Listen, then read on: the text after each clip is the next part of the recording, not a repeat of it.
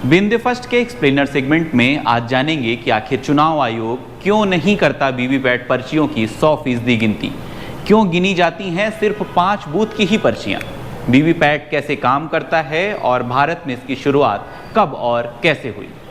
पिछले साल मार्च 2023 में एसोसिएशन फॉर डेमोक्रेटिक रिफॉर्म्स यानी एडीआर ने सुप्रीम कोर्ट में याचिका दायर की और कहा कि फ्री एंड फेयर इलेक्शन तय करने के लिए इलेक्ट्रॉनिक वोटिंग मशीनों यानी ईवीएम में दर्ज वोट को वीवीपैट से क्रॉस वेरीफाई करना चाहिए। यह प्रक्रिया जितनी संभव हो सके उतनी तेजी से पूरी हो और इसे इंश्योर करने के लिए एडीआर ने वीवीपैट पर्चियों पर बारकोड के इस्तेमाल का सुझाव दिया था।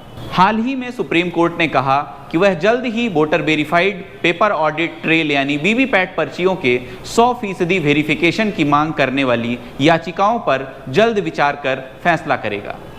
आइए अब जानते हैं कि वीवीपैट क्या है और कैसे काम करता है। वीवीपैट इलेक्ट्रॉनिक वोटिंग मशीनों यानी ईवीएम की बैलेट यूनिट से ही जुड़ा होता है, जिसके बारे में हम पुराने वीडियो में बात कर चुके हैं। आसान भाषा में यह एक ड्रॉप बॉक्स प्रिंटर होता है। यह वोटर्स को उनके चुने गए कैंडिडेट का फोटो दिखाता है, जिससे वोटर्स ये देखते हैं कि जिस बटन को उन्होंने दबाया उनका मत वहीं गया है या नहीं। साथ ही वीवीपैट उस फोटो को एक पेपर स्लिप पर प्रिंट भी करता है। स्लिप पर उम्मीदवार का नाम, सीरियल नंबर और पार्टी का सिंबल होता है। ईवीएम से वोट डालते ही यह स्लिप पहले वीवीपैट के फ्रंट में ही लगे एक कांच की खिड़की में नजर आती है।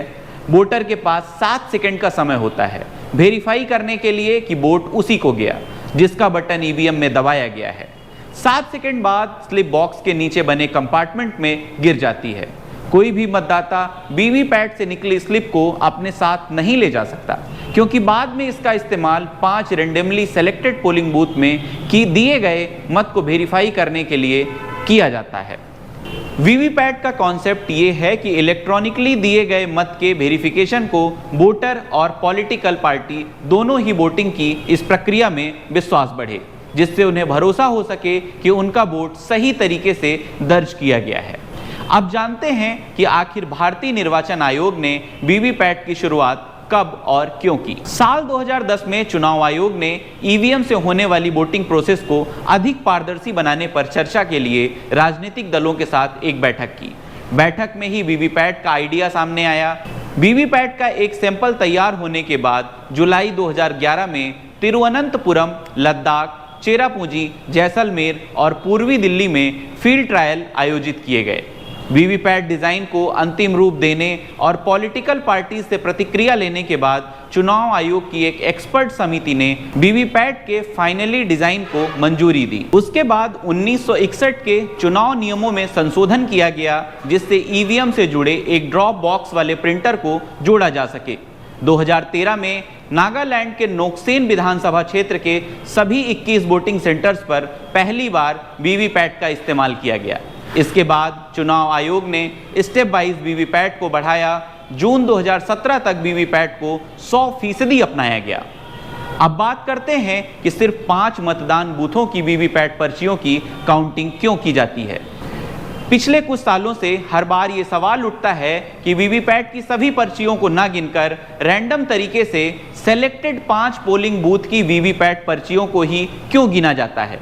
चुनाव आयोग ने इसका जवाब सुप्रीम कोर्ट में एक दस्तावेज में दिया था।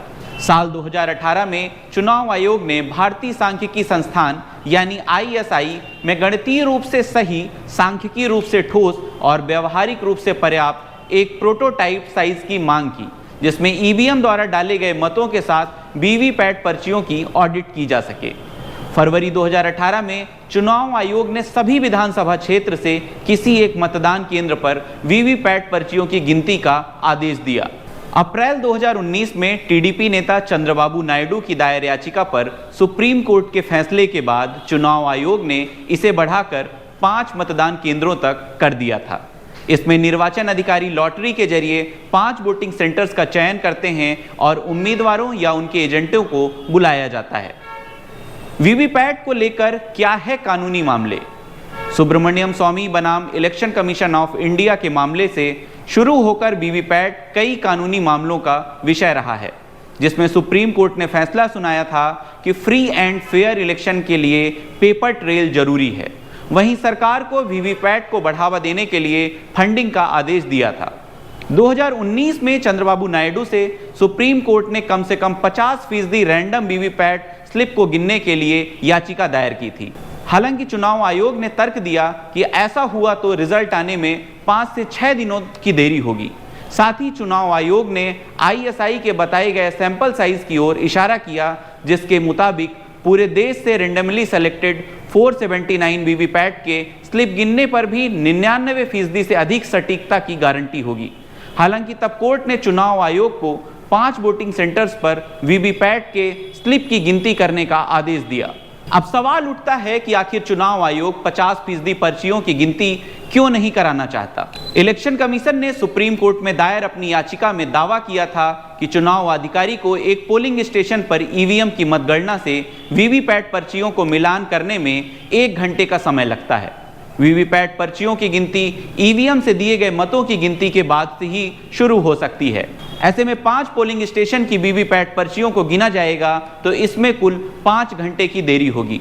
इसके अलावा चुनाव आयोग ने यह भी कहा कि जहां वीवीपैट पर्चियों की गिनती की जाती है वहां बुनियादी ढांचे की कमी है और इस काम को करने के लिए लोग भी कम हैं।